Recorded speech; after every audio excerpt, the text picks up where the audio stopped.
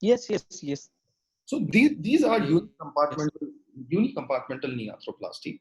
Now, now essentially what a unicompartmental knee arthroplasty is actually, the surgery which is developed in the last 20 years. So, the problem that orthopedic surgeons as well as patients had is that, patients are coming with medial compartmental disease. Patients are coming with medial compartmental arthritis. When we try and open the knee, we find that the arthritis is mainly only on the medial side. The lateral compartment is perfectly fine. The question then arises is, if the lateral compartment is normal, why do we replace the lateral compartment in a total knee arthroplasty? So that is why the thought process of doing a unicompartmental knee arthroplasty came, and it has been practiced for the last 20 years, and it's a very successful surgery. The reason why is that, if you're doing a unicompartmental knee arthroplasty, and the lateral compartment is perfectly fine, the ACL, the PCL, the ligaments are all are all aligned, and there is no soft tissue damage, there is no soft tissue problems. So it's a very, very successful surgery. It only replaces the part which is damaged, and it gives, phenomenal outcomes. The problem with this surgery is that it is really hard to get a unicompartmental knee replacement right. You know, also, so basically, it's a very small implant. When we open the knee, we don't know what the alignments are. There is no landmarks to get the surgery absolutely correct, and therefore there are a lot of disasters when you do a unicompartmental knee surgery in the conventional way with conventional techniques. Now, for a total knee arthroplasty, for for example, any total knee surgery or any knee surgery, the goal of surgery is twofold. The surgeon really wants two things from surgery. One is that the alignment of the lower limb mechanical axis should become straight. We want a perfectly aligned straight leg. That's number one. And number two, the balance of the soft tissue on the medial side as well as the lateral side should be equal. That means it has to have a good balance. Now, as physiotherapist, after surgery, you would, sometimes find that the, knee is wobbling. There is some instability in the knee after surgery. And or for example, if the knee, if the patient is not able to flex the knee, so there is some tightness in the flexion range. Or if the knee is too loose, then there is some hyperextension, and that causes, so that is because that the balance of the knee is not maintained. So the balance of the knee comes from the medial side, from the lateral side, and from the anterior and the posterior side. So all the tissues around the knee has to be balanced well. So these are the two goals when we try to, when we do a surgery for the knee. The two important goals are to achieve mechanical access, to achieve the alignment of the lower limb, and second is to achieve good balance, to achieve an important balance of the knee.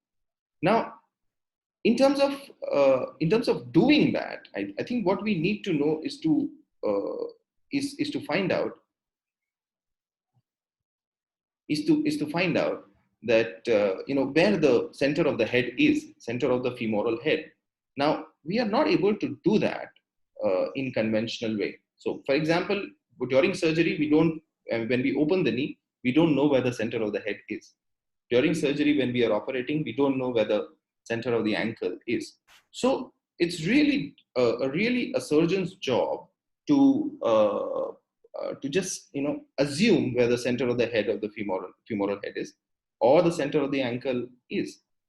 Especially in patients which are obese, especially in, patients which have huge thighs, it's really difficult to find what is the where the actual femur is. It's really huge. The BMI of the patient is 140, and the weight of the patient, BMI of the patient is 35.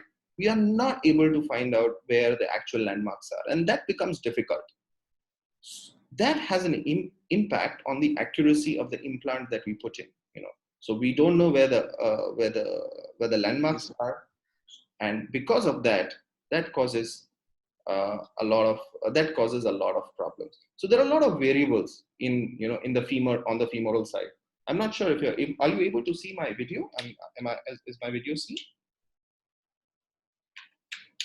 Yep. Yes, sir. As in, Even yeah, in you can see video, this. both are clear. Yeah, you can see this, right? So, say for example, this is a model of the total knee arthroplasty, and say for example, this is the femoral side. What essentially we do is we put a cap on the femoral side and a similar plate on the tibial side. So this is the tibia, and we put a similar plate on the tibial side, and this is where the total knee arthroplasty will be is functional. The problem of putting this femur here is that there are a lot of variables. So, say for example, there can be an angular variation here in varus valgus. There can be a rotation of the femoral component here, or there can be flexion and extension. So, there are three planes of error in the femur. There are three planes of error in the tibia. So 3 plus 3 becomes 6 planes of error. So there are 6 places in a total knee arthroplasty where we can, really go wrong. And there are chances of going wrong in 6 places in total knee arthroplasty. So, there are a lot of chances of error, human error. That means with the help of conventional instrumentation, where we can, really go wrong in terms of, aligning the knee well and balancing the knee well with the help of conventional instrumentation. Just add a, Excuse, I'll just excuse me, sir. Yeah, just 1 minute, sir. Sorry to interrupt. There are some messages that they are not able to log in. Can you just allow them? yes, Allow all. Some are still on waiting room. waiting. Yeah, just let me see. Why doesn't go out here? One sec. Sorry, I'm a little handicapped with Zoom. Yeah, so just 1 minute. Yes, sir.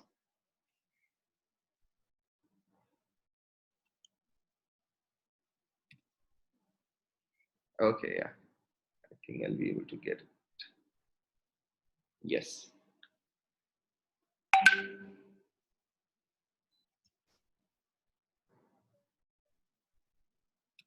Okay.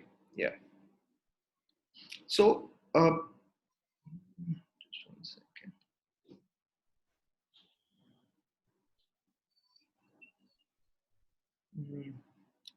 Yeah.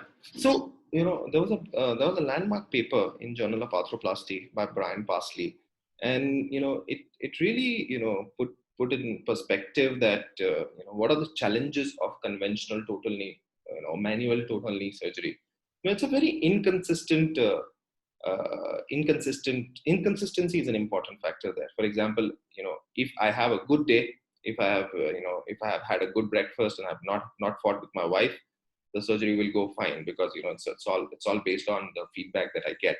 But if I have a bad day, and say for example, if I had a fight with my wife the night before, it becomes difficult. There is a human error which can creep into surgery, because the surgery has so many human variables. Surgery has so many, conventionally, there are a lot of things that can go wrong in a total knee arthroplasty. Just let me see this here. I'm a little handicapped with, yeah, okay, yeah, okay, correct.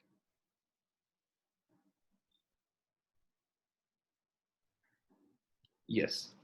So, when things go wrong in a total knee arthroplasty, it can be really bad. For example, it can cause disaster. So, for the patient, such disasters can be is life threatening. Say, for example, somebody has failed total knee arthroplasty. It is worse than what they were before. So it's really affecting their quality of life, and it is really a problem for the patient when they have a disaster and a total knee arthroplasty. So all of these things should be avoided in a total knee arthroplasty. The problem is that there is a lot of human error which is possible. So one of the important things that we need to do is to eliminate the human error. Say for example, if because TKR is a very mechanical surgery, if it has to be done, it has to be done accurately, and therefore we have to eliminate the errors which a human can make, which a surgeon can make, as much as possible. Also, say for example, when I was training for surgery and when we were not using robotic surgery earlier, and so for example, if there is a tissue which is tight, we used to release the soft tissue. That means make the tight tissue lax. And it was a very manual way. It was a very it was a very objective. It was not objective. It was a subjective thing. If I feel that this tissue is lax, this tissue is tight, I can release it. And there was no number to it. There was no quantification of how much lax or how much tight this knee is and how much soft tissue release this needs. So therefore it becomes really difficult to put a number to surgery and make the surgery more objective, to make the procedure more objective. The reason why we want to do that is that if we make the procedure more objective, more and more accuracy can come into the can come into the whole surgery. More accuracy means better outcomes for the patients, right? So so what we did was that when I was learning robotic system earlier, and so what the robotic system actually brought into the picture was that it eliminated human error.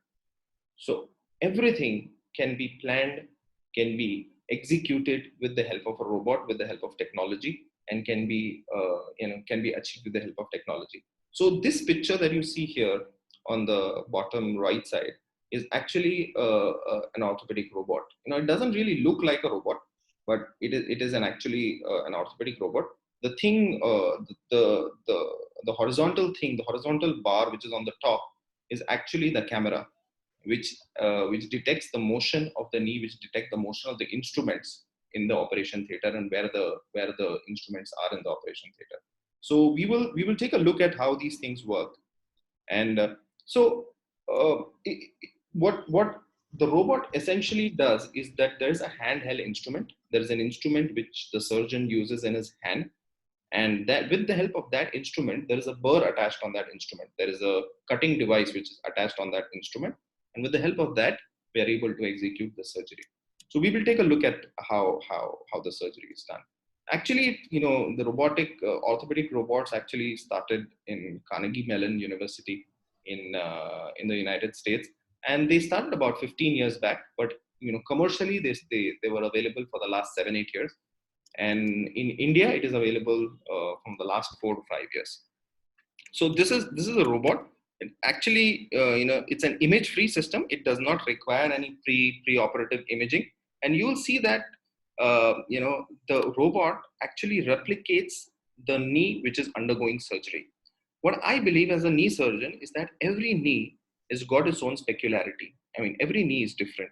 So, for example, if I do a surgery on one person, the other person, the knee is different anatomically because there's a different anatomy, different axis. It should not be the same surgery that I would be doing for everyone because the knee is not the same. It's different for different people. So with the help of this technology, I think what we can do is we can recreate the virtual patient anatomy. We can create a 3D virtual model of the knee of the patient that we are going to operate. And we'll see how that is done. And we also do the planning and execution. So let me introduce two terms here. One is virtual mapping and virtual reality.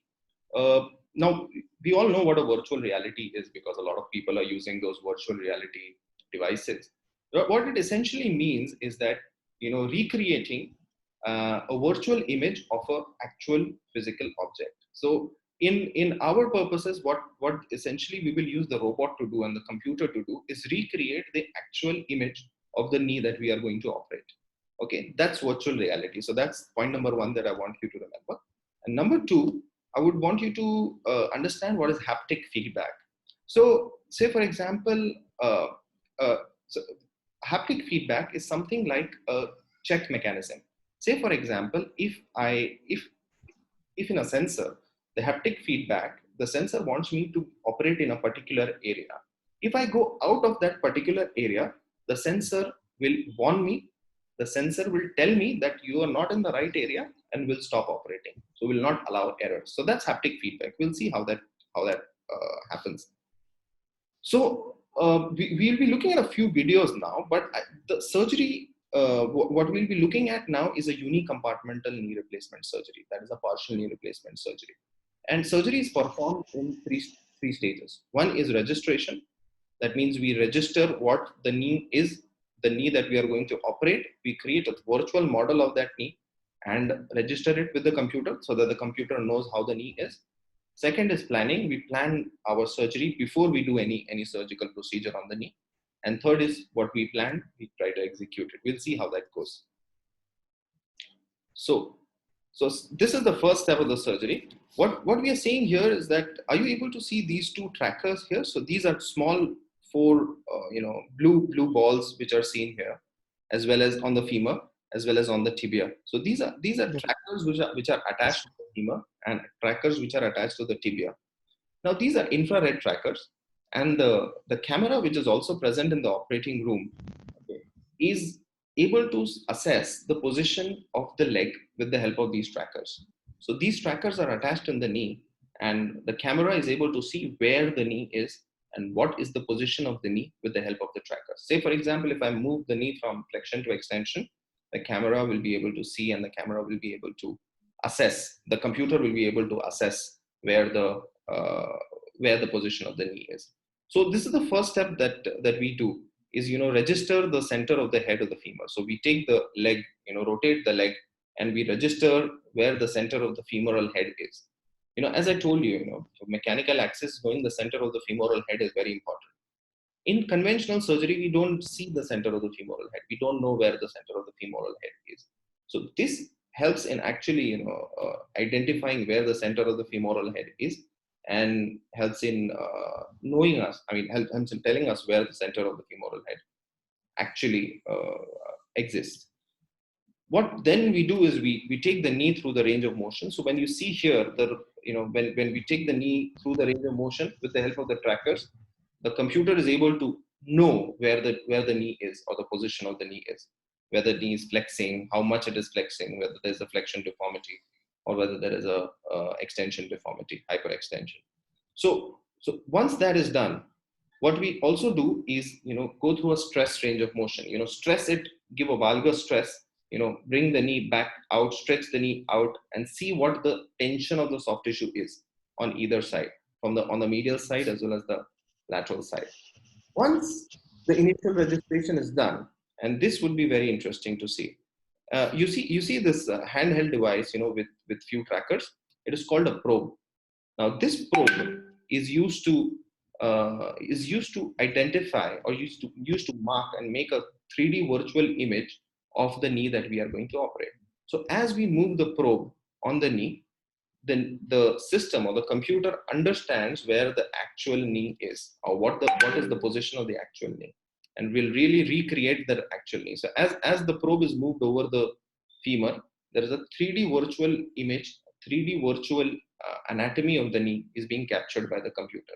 And this is absolutely important, because every knee is different. So to know what is the specific anatomy of the knee, the computer or the robot must know what is the actual position of the knee, or what is the actual shape of the knee, what is the actual anatomy of the knee, the landmarks of the knee that we are going to operate. And that is why this system is important, in which it gives you the actual 3D image of the knee. So this is where where we register the femur. Same process also happens in tibia. So for example, when we move the probe over the tibial surface, the computer recreates that anatomy. The computer recreates a virtual tibia, and as we will see is that after a few strokes, we are able to recreate what we wanted, the actual anatomy of the patient. So this is where the actual tibia of the patient that we are going to operate is. Now, the reason why this is important is because different patients will have different tibial plateau surfaces, different areas of tibial inclinations, different tibial slope. The anatomy of different patients will be different. So what this actually does is recreates the anatomy of the patient and gives it to the computer. So this is like giving information to the computer about the patient which we are going to operate. Once the computer has the information, once the robot has the information, what it does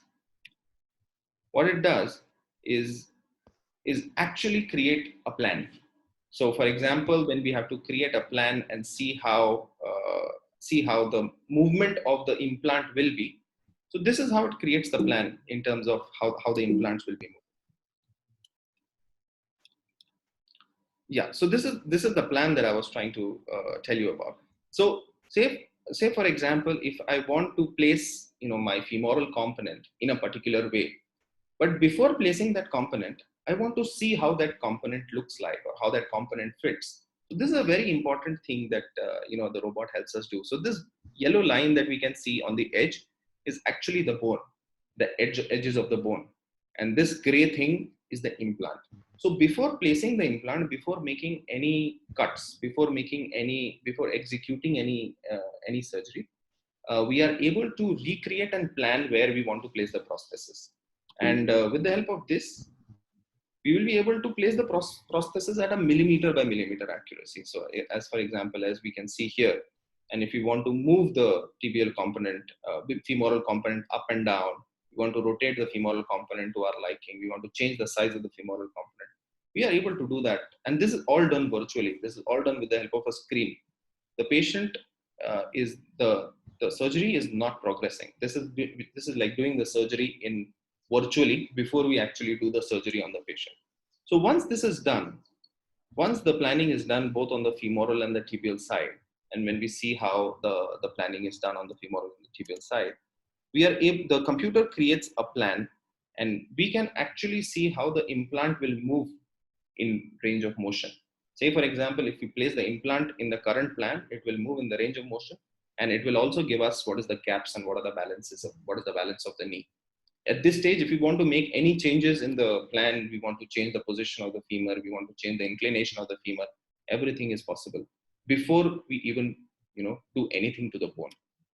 Once we are happy with the plan, and once we see that this is fine, and once we are okay with it, I think there are a few participants. I'll just add a few participants before. Yes. Yeah. So this is how. So what we see here is a handheld device, and the tip of the handheld, there is a burr. So for example, as we saw on the previous screen, that we planned where our femur and the tibia has to be placed. But once we plan, we have to execute that plan. So the robot will help you to execute the plan. And so in the lower right hand corner, you will see a screen in which is seen by the surgeon. That it is a pink screen, and it also has a blue and a green color coding. What it means is that is the area of interest. So for example, if you want to remove the bone, that is the bone that we have to remove. The surgeon will bring the burr, the cutting device, close to that area of interest, and the burr will automatically start moving. And for example, if a surgeon wants to, is really careless and goes out of the area, and say for example does not goes out of the area, goes to the MCL and maybe wants to damage the MCL, and the hand slips, the burr automatically stops, because the computer knows that this is the area of interest. So this is the only area that the computer will operate the burr. If you go out of that area of interest, the burr will automatically stop. This is what is the haptic feedback that I was talking about. Say for example, if you want to, if I intentionally want to damage the MCL and go to the MCL and start the burr will not work, because the computer knows that this is the plan, and the computer has to execute that plan. So say for example, as you move the burr along the femur, then it starts burring the femur, but when you go out of the femur, it stops the burr does not work. And therefore it's a very safe surgery. You cannot, once you have planned, you cannot go wrong with the surgery, and that is how the things are. So as you can see, the bone is being milled out of the femoral surface, and a surface is being created for the implant. Say for example, so when you see here, so you see this, so this actually becomes the procedure, instead of become replacement, is more like resurfacing. So you're actually removing the bone and the cartilage, the damaged cartilage, from the surface of the femur, and creating a place for the implant to just fit into it. And you're not using any, you're not damaging any other ligaments, you're not releasing any soft tissues. So it becomes a quite accurate surgery, and Yeah. Yes. So this, so once the burring is done, the femur is over. The femoral burring is over. Similarly, you do the same thing on the tibial side. You take the burr, and with the help of the burr, the tibia is also milled, as you can see in the video. It's a, and also, say for example, if I want to go down and if I want to go, remove more of the tibia, it is not possible because the burr will stop. It cannot remove more than what you have planned. So a very accurate and a very precise surgery, precise technique. Yeah.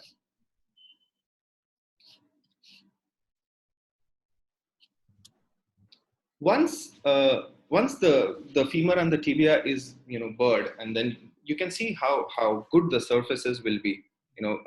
The with the help of the burr, and you can create those surfaces. And once that is done, then you can use your trial implantation. These are the trial implants. These are not the final ones. This is done to assess what is the status of the knee before we put in the final implants. So this is the trial femur that we put in, and also there will be a trial tibia to see how the balance of the knee is. At this stage, the computer will give us, what is the range of motion, what is the balance of the knee. Say if you see the graph below here, the graph on the lower right hand corner, the graph will actually tell you where the knee is tight in the whole range of motion and where the knee is lax in the whole range of motion. So what we essentially want to do is we want to create a good balance of the knee. And once that balance is created, I think we are, so say for example here, so this is the movement of the knee throughout the whole range of motion, and we are able to see the balance of the knee at each level of the range of motion. So this gives a real numerical feedback to the surgeon of how the surgery is intraoperatively. So with conventional instrumentation, there was no feedback, there was no objective finding. In objectively, we don't know how the knee is or what is the range of motion. But with the help of technology, I think we are able to identify everything and give an objective number to it. Put a number to all those values. So this is the final implantation with the help of cement. So we use cement and then we implant the femoral side, and then punch it with hammer. Once that is done, we remove the some part of the cement, and then place the polyethylene, which is the poly in between the two surfaces, between the femoral implant and the tibial implant. So this is how the poly goes in.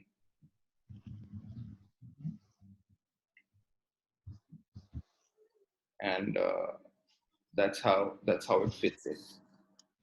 So this technology was available in India since about mid 2016, so about 4 years now. Lokmanya Hospital was the first in Asia Pacific to install this system. This system is called the Navio robotic system. It's called Smith and Nephew robotic system. About 7,500 procedures were done till date. So what we found out is that the robot definitely helps during surgery, but it really gives the surgeon uh, the feedback of how accurate the surgery is. But what it also does is that, in my experience, what robot actually does is makes the surgery minimally invasive. It does not release any ligament, does not release any soft tissues. So what we've observed is that post-operatively, the pain of the patient becomes very minimal. So patient, because of the minimal release in soft tissue, pain is very less. The recovery is very quick. The mobilization of the patient, and that is where I think the physios will have to come into picture, is that we see that our physios tell us that the mobilization of the patient becomes extremely fast, extremely quick. And at the end, what we want is a better functional outcome and a happy patient. And that is essentially what the reason why we do the surgery for them. So essentially, this is where the robotic technology is today in terms of knee surgery. And I think it's almost time now, so I'll be happy to take some questions if there are any questions. I mean, there is slides that I can go on, but I think I will I will start taking questions if there are any.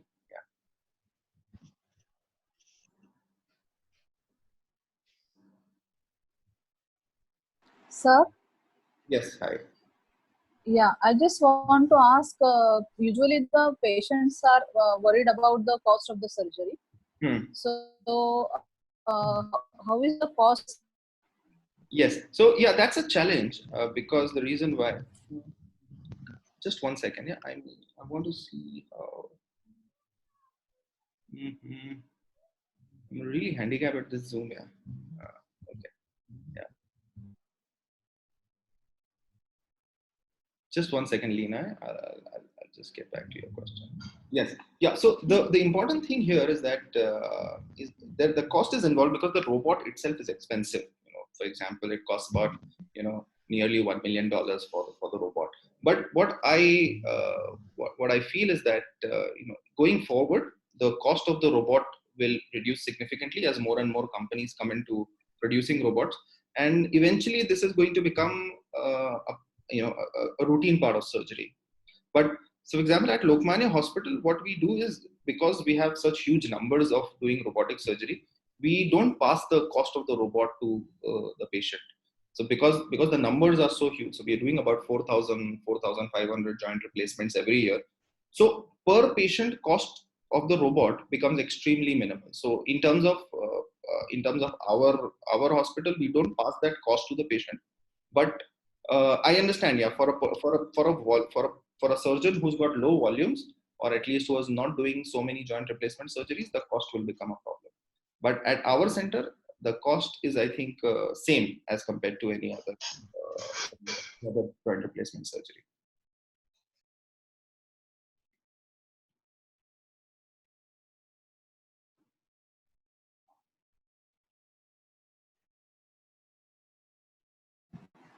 And second question is, how many days post op the patient will remain in the hospital? Right. So what we are trying to do now is, because we've been using the robot for about 4 years now, so we have a little more experience. We're trying to reduce the average length of stay of the patient. So for our unicompartmental knee replacement patients, for example, who undergo UKA, partial knee replacement surgeries, they go home next day. Say, for example, they get operated today in the morning, they stay overnight, and they can go home in the afternoon or evening of the next day. So that's what we aim to achieve for unicompartmental knee replacement surgeries. For total knee replacement surgeries, they stay for one more night. That means they stay for one more evening if they are not comfortable. If they are comfortable to go home in the evening, we send them home in the evening. So our average length of stay for unilateral knee replacement surgeries, for unilateral total knee replacement surgery is about 2 days, and for unicompartmental partial knee replacement surgeries, unilateral, is about 24 to 36 hours between that. Yeah, and these patients also receive post op physiotherapy Yes. like that. Yes.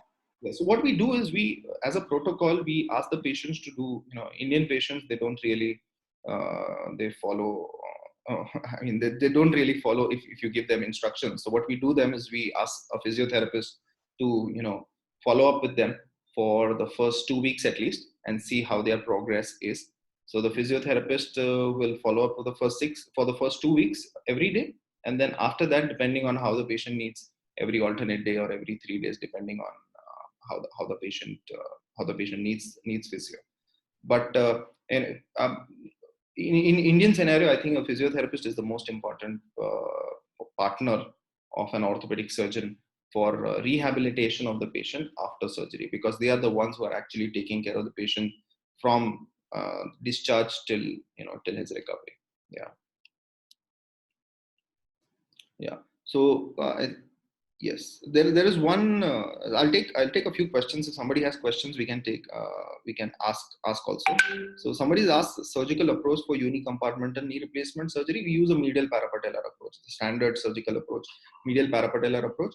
But what for unicompartmental knee replacement surgery, and especially for robotic surgery, we don't require a lot of exposure, because what we've done is. What we do is, we actually put 2 pins on the femur, 2 pins on the tibia, and that does the tracking for us. That really gets us information. So we use a smaller incision, but we use the medial parapatellar approach. who makes a good, the other question is, who makes a good candidate for knee arthroplasty? I think a good candidate for knee arthroplasty is somebody who is who's got whose quality of life is affected by knee pain. Say for example, somebody tells me that, I'm feeling miserable, I'm not able to do my activities because I have knee pain. Or if a patient comes to me and says that, I have tried everything else, I've tried all conservative treatment options which are available, I've tried all medicines, I want to get rid of this knee pain because I want to walk 2 kilometers a day, I want to go to the garden with my grandson or granddaughter, or I want to play a game of golf with my friends, things like that. So if somebody if somebody has got quality of life which is affected, it's a very subjective term because quality of life can mean different things to different people. So, but if somebody feels that the knee pain is affecting the quality of life and is elderly, I think we will offer a knee arthroplasty surgery. What knee arthroplasty surgery, whether it be partial, whether it be total, whether it be bicompartmental, will depend on the clinical condition as well as the radiological finding of the patient. Yes. The Ankita has asked, do you plan this surgery for all patients? Yeah, so we do robotic surgery for most of our patients. So most of our patients who admit, we do, and this is done. The planning is done intraoperatively. So when we register the knee, when we map the knee, what we actually do is plan the knee intraoperatively and see how the balance is, and then do the surgery for all the patients. Yes. When do you suggest physios to start full weight bearing? Full weight bearing, we start day one. Then the patients got operated today. So the same day, because of the spinal anesthesia, we don't, and because of the spinal headache that they get, we don't ask them to stand. But then next day onwards, they're starting full weight bearing and full weight bearing mobilization. We would want to achieve, say, 90 degrees at least for in the first 48 hours. And if we achieve 90 degrees in the first 48 hours, I think we are happy. Will the surgery be effective for the patient after the age of 65? Definitely. I think what we are trying, definitely total knee arthroplasty is going to be effective for the patient above the age of 65. But a lot of patients above 70, 75 have medial compartmental affection. The side affected, the compartment affected is only the medial compartment.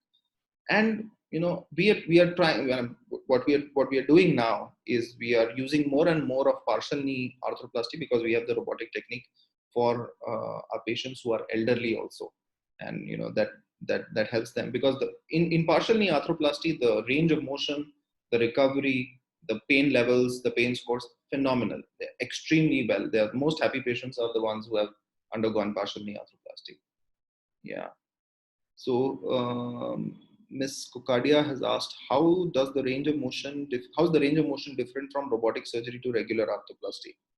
Well, so what robotic surgery and regular arthroplasty, the difference is the accuracy of the surgery. Say, for example, in a conventional arthroplasty, if, for example, there are chances of errors with conventional surgery, the robotic surgery, what it does is reduces those chances and removes the human error, removes the surgeon error in the surgery. But in terms of if a conventional knee arthroplasty is done well, I think the range of motion is similar. I would not say that the robotic surgery will give better range of motion, but what robotic surgery definitely does is that it reduces the number of patients who are unhappy after surgery. With conventional surgery, as we saw, there are about 20% patients. That means 1 in 5 patients which are not really happy with the surgery. But in robotic surgery, we find that most of our patients, that number goes to 95%, which are happy with the surgery, and we've reduced that 20% to about 5% unhappy knees. Yes. Ms. Neha has asked, is there any change in the exercise protocol, mainly weight bearing? No, actually, the exercise protocol is more accelerated rather than anything else because the patients are more comfortable in the post-operative period because there is no soft tissue damage. We have not done anything else in the knee. So the knee feels much more natural, and the exercise protocol is much more accelerated. So we get them weight bearing from, as I said, from day one. Can a patient with bilateral do cross-leg sitting? If yes, and then when? So patient who's undergone bilateral knee replacement surgery, total knee arthroplasty. Now, a cross-leg sitting is a very touchy subject for Indian patients, because as Indians we want to sit down for pujas, we want to sit down for social gatherings, for mandirs and masjids and everywhere we want to sit down. But conventionally, earlier what we used to do, we said that no sitting down is allowed. I mean, sitting down is not allowed after total knee arthroplasty. But of late, what we have seen is that, and our results that we have seen is that, say by about, say, 6 months to 9 months of the patient recovery, the patient the knee range of motion becomes almost 120 to 130 degrees. Now, if a patient is able to bend up to 120 degrees and 130 degrees, and is able to cross the leg on the other side, say for example the way we sit one leg over the other, is able to do that, and is able to sit on the bed, then we tell them that if you want to sit occasionally on the ground with crossed leg, you can try that. You can start sitting on the ground, but we don't recommend that as a routine. Say for example somebody wants to sit as a routine, sitting cross-legged on the ground, we would say that would affect implant survivorship. Yes. Any chances of revision surgeries in, Jessica has asked, any chances of revision surgeries in robotic assist surgery, or can revision surgery be done using this technology?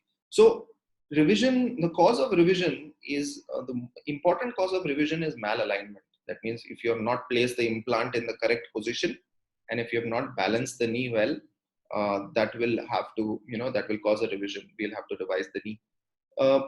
The robotic surgery reduces that malalignment, reduces that the imbalance of the knee.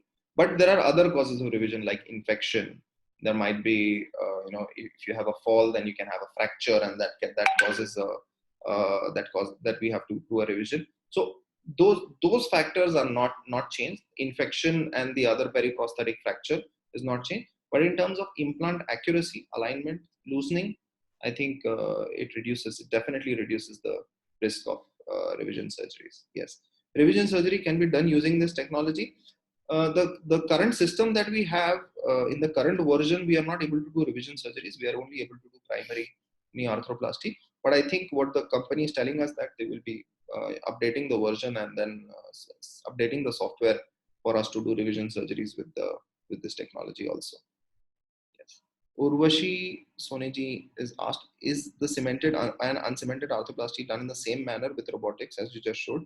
Which one is more preferred? So so basically the difference between cemented and uncemented arthroplasty is the surgical technique remains the same. The surgical process remains the same. It's just that the implant, which is fixed on the femur, as well as the implant which is put on the tibia, is either fixed with a cement in a cemented surgery. And if it is an uncemented surgery, then what it is done is there is a coating of hydroxyapatite, a special material coating, which will integrate with the native bone, which will fix onto the native bone in an uncemented arthroplasty. So what we do here is cemented total knee arthroplasties. I think about 98% of surgeries around the world, maybe especially in India at least, about 98% surgeries will be cemented total knee arthroplasties. And cemented total knee arthroplasties is the one which has got good outcomes. At least we have 30-year outcomes of cemented total knee arthroplasties. And so we don't feel the need to move to uncemented arthroplasty at this stage. Yeah. Miss Anaga Kamble has asked, if the knee replacement surgery is performed in athletic population, so what all things are not allowed to do? So for example, when we talk about the athletic population, say for example, if somebody wants to do running after total knee arthroplasty, that's something that we don't allow after total knee arthroplasty. So for example, if somebody is really fit and wants to stay fit, what we tell them is they have to modify their activity. So they can do swimming, they can do cycling, they can do activities which do not directly impact the knee. Say for example, if there is not a lot of impact on the knee, if you do cycling or swimming, then there should not be a problem. But if somebody wants to do running after total knee arthroplasty, we would say that that should not be done. That would not be allowed. Yes. Vaishnavi madam has asked, up to how many months exercise is to continue after TKR in both unilateral and bilateral knee? So what the initial recovery period, that means the initial, about 6 weeks is what we call as the golden recovery period for knee surgery, for both unilaterals and bilateral surgery. Now, if somebody is, really does the rehab well, and with the help of physiotherapist and with the help of other professionals, if and they are motivated enough to do the rehab well in the first 6 weeks of surgery, after surgery, they will do well. So I think as physiotherapists, it's a very, very important thing to motivate the patient, because you are seeing the patient every day for the first few weeks after surgery, and it's very, very important to keep the patient motivated, to keep the patient going on to do the exercises for the first few weeks after surgery. After the first 6 weeks, I think things become much more easier and manageable. Yeah. What we have found with robotic surgery is that the motivation of the patient, as well as the recovery of the patient, that means the time to hit their milestones, is quite quick as compared to conventional surgery, because we are not doing any soft tissue damage or soft tissue release as such. Yeah. Okay, so those were the questions on the chat. If there is anybody who wants to ask any questions, I think that would be, or we can call it.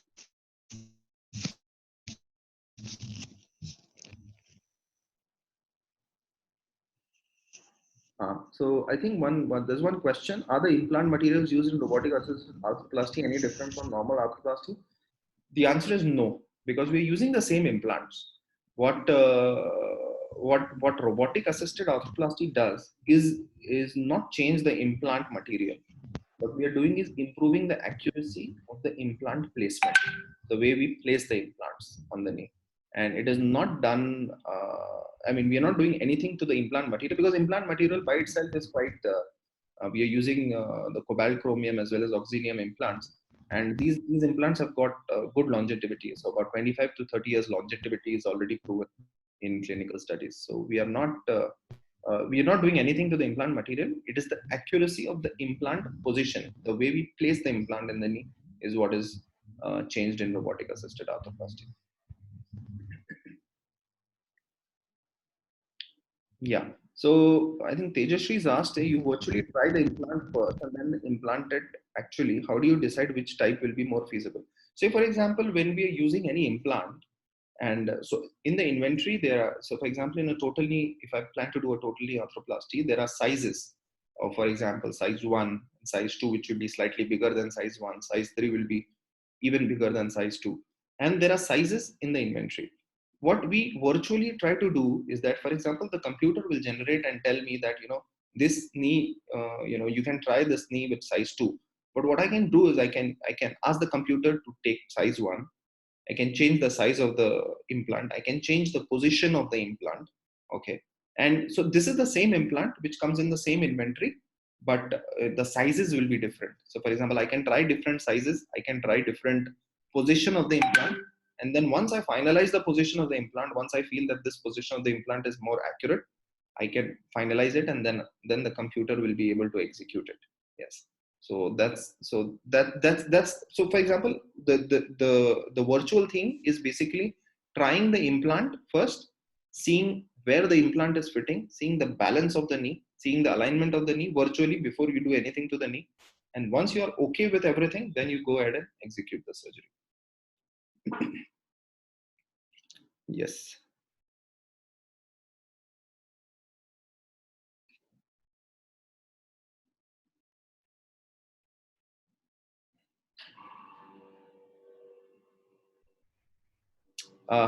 Omer, are you there? Yes, sir. Yeah, I think that was about it. I spoke a lot. I don't know. So yeah, it's almost like 1 hour. 1 hour. Yeah. Yes, sir. Yeah, I think somebody is asking how long is the surgery time. So right now our surgery time, average surgery time is for a single knee is about 25 to 30 minutes, including all the steps in the robotic surgeries. But takes about 25 to 30 minutes for the surgery. But the anesthesia and the preparation, and after the surgery, the closure and the dressing and everything takes a while. So yeah, so surgical time is about 25 to 30 minutes.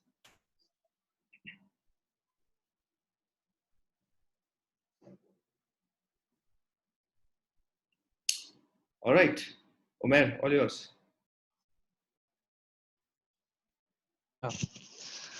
So, thank you, sir, Hmm. actually for taking out the time, and it was a wonderful topic, and we all got to know what's the difference between conservative surgeries or the robotic surgeries, Hmm. and that makes a huge difference also. Yeah, And I would like to take this yeah, opportunity sir. to to all our colleagues there, because we are doing these surgeries in Pune regularly. If somebody wants to come down and visit the center, would like would like to take a look at the robot, would like to see the robotic surgery, would like to see how things work in the operating room. I think it would be a fantastic experience, and I would be happy to host any one of you who will be willing to come down and take a look, because seeing the robot in action is actually completely different. I think it will very, very, Yeah, yeah, yeah. So I yeah, think, yeah, yeah, it it will is. make a huge difference actually, sir. If there's anybody who would want to, I mean, of course, now we are not operating because of the Corona lockdown. But then once we start operating, I think if somebody wants to come down, it will be. I'll be happy to host. I'll be happy to host. Yeah, so definitely I would be coming first, at least once the lockdown is over. Yes, And yes, we would like to invite others also, whoever wants to come, we can go together. definitely, definitely, yes. Yes, sir. And I would like to thank again for taking out time, sir, since you must be fasting also. Oh, no problem. Yeah, yeah. Oh, it was a pleasure. It was a pleasure talking to you all. Yeah. Same here, sir, same here. All right. Thank you, sir. Thanks a lot. Thanks a lot, everyone. Thank you very much. Thank you everyone for joining us. Yeah. सोडून गेले असतील ना ते लोक. So, I'll be ending now for that. Okay. Okay, sir. Have a nice day. Have a Have, nice day. have a good day, everyone. Bye. आणि तेव्हा मग तुम्हाला दातांच्या डॉक्टरांकडे जावं लागतं आणि तुम्हाला ते रूट कॅनल करून घ्यावं लागतं. परंतु हे सगळं होण्याच्या अगोदर सुरुवातीची कीड असेल तर ती समूळ नष्ट तुम्ही नक्की त्या उपायानं शकता. इतका चमत्कारिक हा उपाय आहे. आता आपण त्याच्यामध्ये घेणाऱ्या ज्या वस्तू आहेत, सहज तुमच्या घरामध्ये ही हळद उपलब्ध असते. हळदीशिवाय तुमची कुठलीही भाजी होत.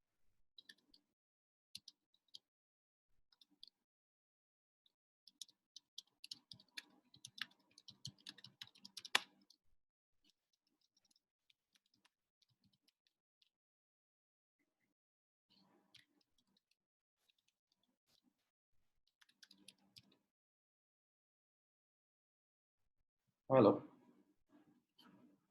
Yes, yes. Hi.